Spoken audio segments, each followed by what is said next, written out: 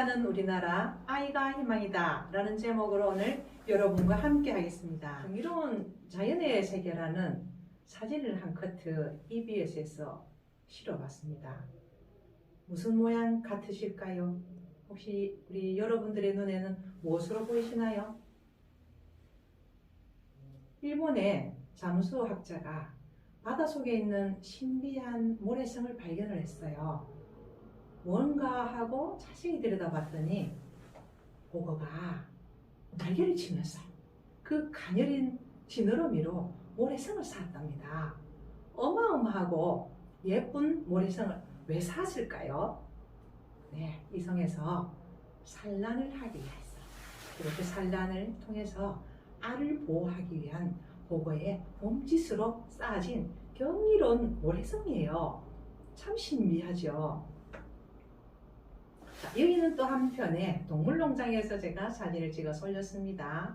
우체함에서요, 새가 알을 낳았어요.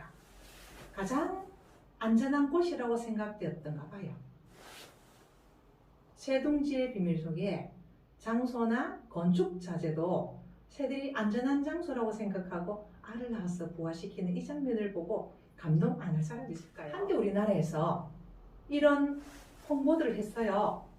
덮어놓고 나타보면 거지 꼴을 모면한다 라든지 딸아들 구별 말고 둘만 낳아 살기를 자 이러면서 홍보를 했던 때가 있어요. 지금은 어떨까요? 하나는 외롭습니다 해서 표어들을 새로 만들고 있습니다. 어린아이가 질문을 하고 있죠. 이 표어들은 다 뭐지요? 이건 시대별 인구정책 표어란다. 이를 통해서 당시의 인구 문제를 알 수가 있지. 같이 살펴볼까? 60년대는 말이야. 많이 낳아서 고생 말고 적게 낳아 잘 키우자 이랬거든. 70년대는 아들 하나 딸 하나면 만족합니다. 이렇게 홍보를 했어요. 60년도 70년대에는 인구 성장을 억제하기 위해서 자녀를 적게 낳으라고 권장을 했거든요. 자, 90년대가 되니까 표가 달라진 게 보이지요. 90년대는요, 남아 선호 사상으로 인해서 남녀 성비가 불균형이 생겼어요. 80년대는 하나씩만 낳아도 삼천이는 천만원, 또 90년대 가서는 잘 키운 딸 하나, 열아들 안 부럽다 이렇게 홍보를 했습니다. 자, 2000년대 와서는 한 자녀보다는 둘보다는 셋이 더 행복합니다. 이렇게 홍보 패턴을 바꾸었어요. 정책을. 옛날에는 산하지 않을 정책을 했어요. 그래서 인구를 잘 조절하려고 했고, 오늘날에는 출산 저하가 심각한 인구 문제로 대두됐기 때문에 출산 장려 정책을 쓰고 있답니다. 우리가 생애 과정에서 인구 변화는 어떻게 해서 생기는가를 한번 살펴볼 거예요. 결혼하고, 그리고 결혼의 조건은 어떤 것이 되어야 하고, 그리고 자녀를 낳는 건 우리가 어떻게 할 건가 부부가 의논하고 결정을 하죠. 2018년도에 부산에서는 동네가 하나씩 없어진다 하는 그런 정보를 우리가 보도를 통해서 보고 있습니다.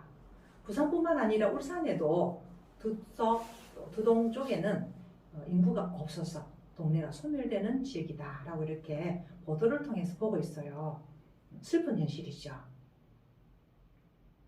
생애 과정을 우리가 살펴보면요, 한 개인이 태어나서 성장하고 나이가 들어서 죽을 때까지의 전 삶의 과정을 우리가 생애 과정이라고 해요. 여러분들은 지금 어느 단계에 와 계시나요? 영아부터 유아 시기를 거쳐서 초중고를 지납니다. 그리고 대학생이 되고요. 물론 대학생 이전에 고등학교 졸업하고 취업하는 사람들도 있겠지요. 중장년 되고요. 여기 앉은 저는 이제 노인 초입에 들어왔어요. 노인 초입에 들어와가지고 저도 손자, 손녀를 본 세대입니다. 이제 얼마 되지 않아서 다리가 3개에서 4개로 될 그런 희망이 있어요. 네. 자, 결혼 준비하죠. 출산 양육합니다. 아이 기르고요. 자녀가 성장합니다. 정말 행복한 시기예요. 새로운 가족을 형성하는 참 아름다운 시기가 청년기예요. 제 아들들도 청년기에서 지금 딸 하나 낳은 아들, 공주 하나 낳은 아들과 함께 아들이 낳은 이런 아들도 있습니다. 부모로서는 상당히 행복하고 최고의 인생에서 희열이라는 그런 단어를 쓰고 싶네요. 자, 1960년도에는 저출생으로 인해서 인구 변화가 2060년대에 와서 이런 엄청난 변화를 겪고 있다는 것을 우리가 표를 통해 산문해 볼 수가 있어요. 인구 변화 추세를 보면요. 2060년대에 가서는 0세에서 14세까지가 10.2%를 차지합니다. 반면에 65세 이상은 40.1%를 차지를 해요. 하얀 부분 있죠? 49.7% 차지하는 이 부분은 15세에서 64세 기간입니다. 반면에 다시 60년대로 돌아가 볼까요? 1960년대는 42.3%의 0세에서 14세의 인구를 차지하고 있는 도표를 볼 수가 있어요. 이 도표는 굉장히 희망적이었습니다. 그 희망이 오늘날 우리 한국의 힘이고 성장력이 되는 것이고, 인구 변화는요 2011년도에서 21년도까지를 합계 출산율과 출생아 수 추이를 이렇게 추측을 해봤습니다. 통계 자료를 가지고요. 21년도만 해도 출생아 수가 1.24%를 차지했어요. 반면에 2021년도에 0.81%, 너무 심각한 증세를 우리가 이런 도표를 통해서도 볼 수가 있어요. 그런데 제가 아무리 이렇게 얘기를 해도 피부에 와닿지가 않는 분들이 많다라고 얘기해요. 저는 피부에 너무 와닿아서 밤잠을 설칠 정도로 안타까움을 금치 못한답니다. 2000년대는 학교의 아동수가 10명 남짓해요. 1960년대는 한 반에 65명에서 때로는 과하게는 68명까지 한 반에서 같이 뒹굴고 수업하고 그랬던 친구들이 지금 함께 만나기도 하고 또 여행도 가고 해요. 근데 지금 우리 2000년대는 어떤가요? 이렇게 너무 소수의 아동들이 한 학급에서 공부를 하고 있습니다. 그러다 보니까 이제 엄마들이, 아빠들이, 그리고 우리 할머니, 할아버지들이 여간 걱정을 하는 게 아니에요. 자, 아이보다 어른이 많은 나라가 되어버렸다는 거죠. 이런 상상 충분히 해보셨을 거예요. 어른들은 많지만 아이들이 없는 입장. 이것은 우리가 인구 절벽을 넘어서 어떤 이들은 인구 재앙이지 않을까 이런 걱정들을 합니다. 저출생의 파급 효과가 어떻게 파급 효과를 주는지 2005년도만 해도 8명의 언니, 오빠, 형제들이 힘을 합쳐서 한 분의 어른들을 충분히 부양할 수가 있습니다. 가령 1인당 우리가 10만 원씩만 우리 내어서 우리 어머니 돌보자, 우리 아버지 돌보자 라고 한다면 충분히 가능했어요. 그런데요, 2020년도에는 4명이 1명을 부양해야 되는 현상이 발생했습니다. 2050년도에 가면 어떤 일이 발생하는가? 1명이 1명을 부양해야 되는 엄청난 부담을 안게 되어요. 이를 여러분은 어떻게 보시고 계십니까? 자, 결혼 그리고 저 출산의 여파는 우리 피부에 직접 와닿을 거예요. 그런데 많은 사람들이 결혼을 기피하거나 안 하려고 하거나 또는 결혼을 해도 자녀를 낳지 않겠다 하는 가정들이 생겨서 저는 너무너무 슬프거든요. 자, 결혼은요, 가족의 시작입니다. 자, 결혼하면은 너무너무 아름답고 행복해요. 제가 어제도 결혼식에 참여를 했거든요. 신랑 신부가 그렇게 아름다울 수가 없어요. 어떤 이들은요, 결혼하면 청첩장을 돌리고 결혼합니다 축하해주세요 했을 때 최고의 축하를 받은 것 같다라고 제게 얘기를 들려줘요. 저는 공감해요. 200% 공감합니다. 축하 결혼식장 가서 내가 초대받지 않은 다른 결혼식장에도 가봅니다. 너무 아름다워요. 심지어는 그 신랑 신부뿐만이 아니라 그 신랑 신부가 있게 한 부모님들도 존경스럽고 축하를 해줘요. 축하합니다. 잘 되실 거예요. 참 행복하시죠? 라고 이렇게 인사를 건네고 오곤 하거든요. 많은 사람들에게 왜 당신은 혼자입니까? 솔로인 이유가 무엇이라고 생각합니까? 라고 결혼정보회사 관련해서 조사를 해봤어요. 했더니 여성은 괜찮은 사람이 없어요. 남성은요, 사람 만날 기회가 없어요. 많은 분량을 차지를 했습니다. 그만큼 우리 사회가 여성들이 사회 진출하는 확률이 높고 일을 하다 보니까 바빠서 또는 소개팅하고 만날 시간이 없었어. 아무리 바빠도 시간을 내어서 소개팅에 열심히 참여하라고 저는 권합니다. 여러분들은 가장 중요하게 생각하는 결혼 상대 조건이 뭐라고 생각하십니까? 성격이 좋아야 한다? 가치관? 아니면 경제력? 다양하게 원하는 요망상이 있을 겁니다. 저는 제 결혼을 경험으로 사람 인품이 좋으면데 돈은 얼마든지 결혼한 후에 만들어 갈 수가 있어. 이렇게 합니다. 제 경험이에요. 근데 그 경험이 어긋나지 않았거든요.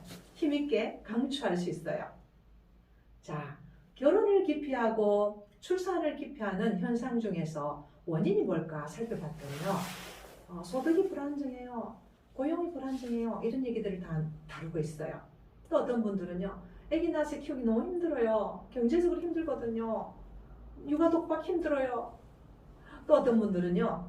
일도 해야 되고 가정도 세워야 되고 이게 너무 힘겹습니다. 그래서 이런 일이 갈등이 되기도 해요. 이런 얘기들을 하소연을 하거든요. 물론 조사 자료에서도 나타난 바가 되고요. 그리고 꼭 결혼을 해야 되나? 결혼만이 희박해서요. 그리고 결혼한다 해도 자녀를 꼭 낳아야 합니까? 자녀 없이도 비혼주의도 얼마든지 살 수 있어요. 이런 얘기를 해요. 제 아들도요. 어머니 비혼주의 괜찮아요. 아기를 많이 낳으라고 장려를 하고 결혼을 하라고 장려하고 소개팅을 하고 이런 사람인데 내 아들이 그런다고? 비혼주의? 그건 안 되지. 엄마 너무 슬퍼. 이러면서 많이 동의를 했습니다. 그런데 그 아들이요. 지금 결혼해서 아들을 낳았거든요. 얼마나 행복하는지 몰라요. 저도 물론 더 행복해요. 우리 아들이 행복한 그 숫자보다 훨씬 행복합니다. 자녀를 보는 이 즐거움은 보지 않는 사람은 모르실 거예요.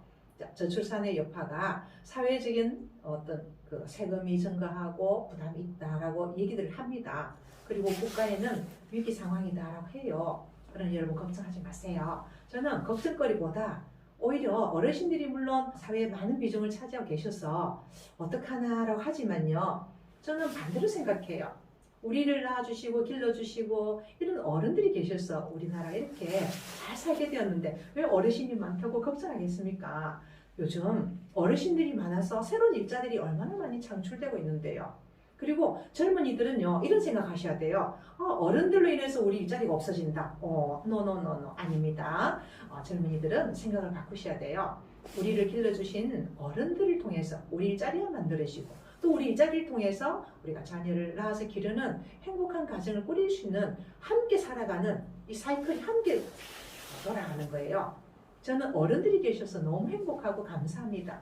반면에 우리 청년들이 사고를 결혼관, 가치관, 인간관을 바꿔주신다면 사람이 재산이고 사람이 우리가 희망이지 일자리가 희망이다. 물론 그 말도 맞기는 맞아요. 사람이 있으면 반드시 일자리가 생긴다라는 역설적인 얘기들을 여러분들에게 힘있게 말씀드리고 싶습니다. 자, 초저출산이 계속된다면 2034년도에는 어떤 일이 생길까를 한번 추이를 해봤어요. 대학교가 많이 문을 닫게 되더라고요. 군복무 힘들어져요. 왜? 군에 지원하는 숫자가 줄기 때문에. 초등학생 많이 줄었죠? 교원들 많이 줄었죠? 주택시장 한파가 있다라는 앞을 내다보는 추이를 해봤습니다. 자, 아주 나쁘게만은 생각하지 않겠습니다.